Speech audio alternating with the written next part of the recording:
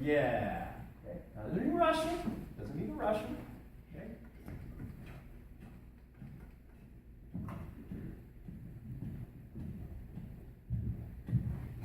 Okay. Just get that for me. Okay. Now, you have a special role over here on the banana.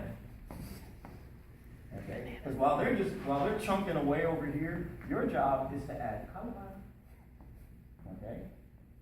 You gotta add color. Okay. Now, they've got the harmony thing going on over there, and so you've got the harmony thing going on over here.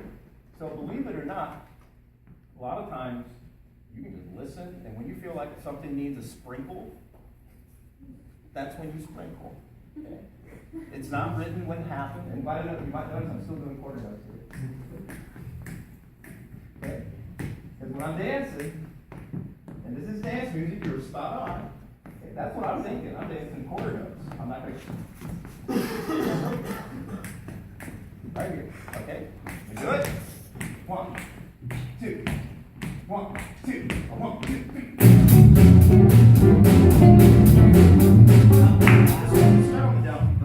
Don't give me the upbeat. Okay? 1, 2, 1, 2, 3.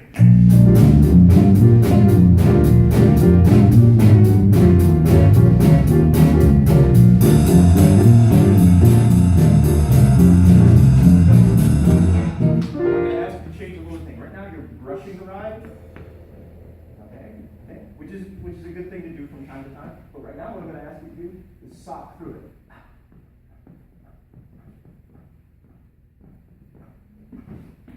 Okay, 1, 2, 1, 2, 1, 2, 3.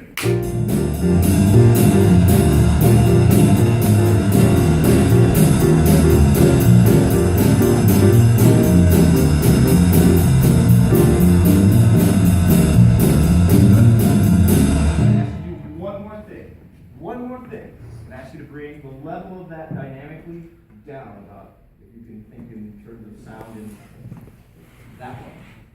Okay? And just, again, you got a beautiful, beautiful sound coming out of that. Just, if we can drive this one up just a bit and make it more Big Brown Brother bass-like. Okay. 1, 2, 1, 2, 1, 2, 3.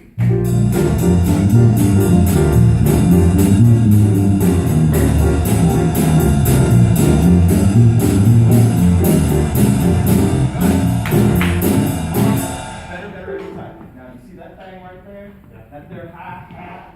Yeah. I want.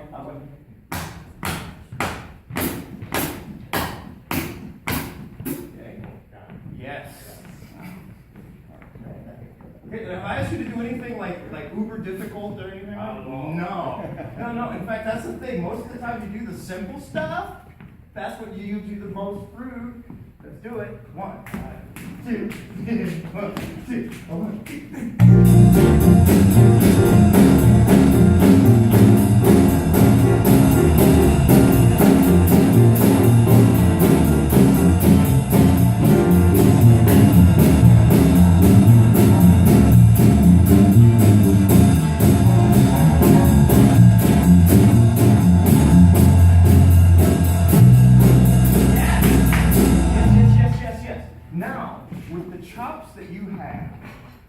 That's your basic stuff right there. That is your basic stuff. No matter what's written there. Yeah, doesn't matter. Okay, what matters is what you hear and what you know. Okay. That's your basic stuff. Now, all the things that you were doing before, those are things that you're going to want to start adding later on. Okay. Later on. Why later on? Well, right now, we're just getting everybody into stuff. And the whole thing about this tune is that it is one gigantic, humongous crescendo. Okay. You start off, you get the introduction, you get, by the way, sometimes what they call the introduction is the hook. Okay. Everybody's hanging around talking. You guys start playing like, and you've got their attention. You hook them in. And now that you've got them, you start reeling them in. Okay. And you start this groove. And people start going, yeah.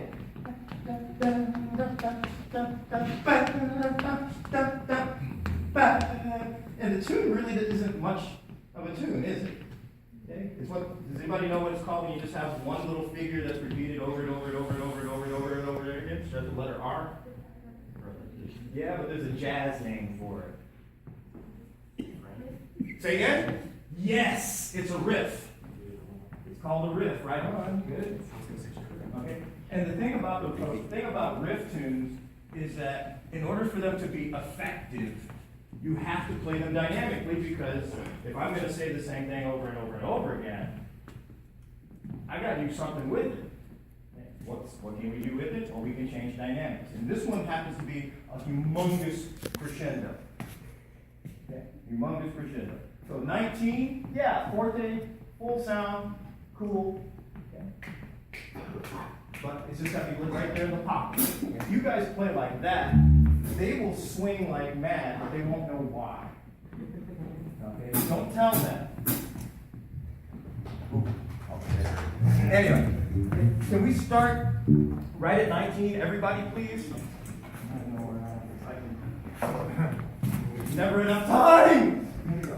19, right on. Okay, and remember, don't have to blow the walls down. Just be there. Quarter notes. Sprinkles. That's your new jazz name, by the way. Yeah. Let's stick. 1, 2. 1, 2. 1, 2, 3.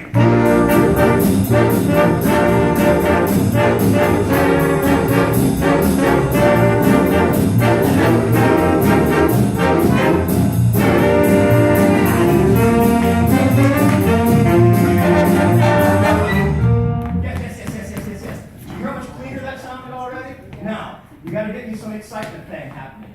You guys come in on 4, yes? Okay. Didn't we just say that was one of the important beats? Yes. Yeah, so you can't go. That's a little too hippie. Okay, wow, man, yeah. Wood chop is ball, wow. No.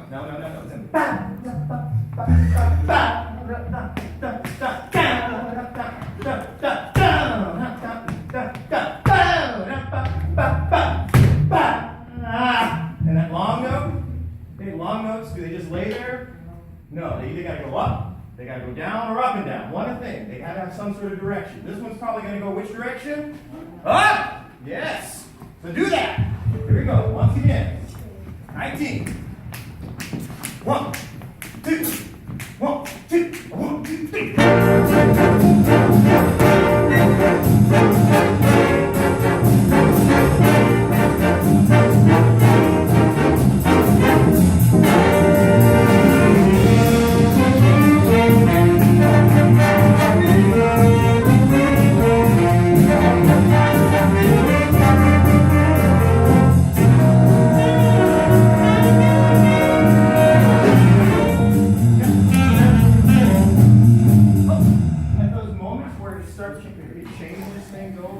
That's when you add your filter.